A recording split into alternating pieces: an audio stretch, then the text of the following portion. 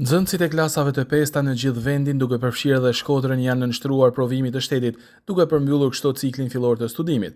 Drejtori i Zyrës Vendore të Arsimit në Shkodër, Brisela Kadia, shpreh se në Shkodër janë 1231 nxënës në 63 shkolla që janë bërë pjesë e këtij testimi të rëndësishëm. Sot në fakt zhvillohet procesi i vlerësimit të njohurive të nxënësve të arsimit fillor. Më pëlqen ta quaj proces dhe një jo testim për të mos i dhënë atë peshën psikologjike që testimi ka për nxënësit e arsimit fillor.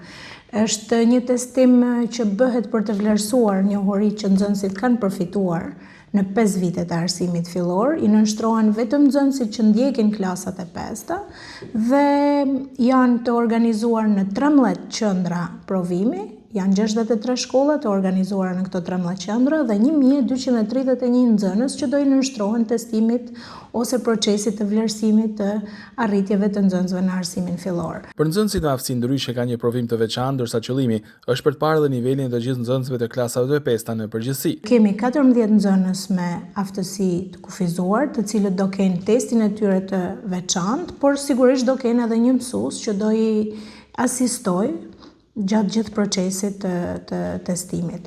Qëllimi kryesor në fakt i këtij vlerësimi dhe i këtij procesi është për të vlerësuar njohuritë që nxënësit kanë përfituar dhe kompetencat kyçe që nxënësit kanë përfituar në gjuhë shqipe, matematikë dhe ditorinë atyre.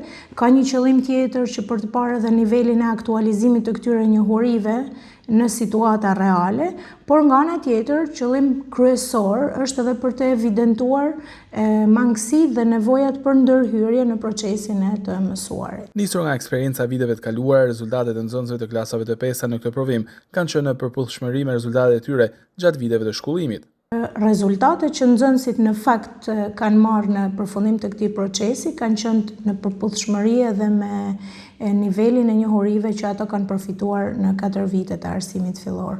Nuk është se ka pasur luhatje në ditën e testimit nga vlerësimi i vazhdueshëm që këto nxënës kanë marrë gjatë viteve të arsimit fillor. Ja, nuk ka patur fare për qoftë problematika në menaxhimin e procesit, qoftë edhe problematika që mund të jenë hasur pastaj edhe në vlerësimin e këtyre testimeve, këtyre provimeve që këto nxënës kanë zhvilluar. Pas këtij provimi, nxënësit e klasave të pesta bëhen gati për vitin e ardhshëm shkollor, duke nisur një rrugë të re të arsimimit të tyre.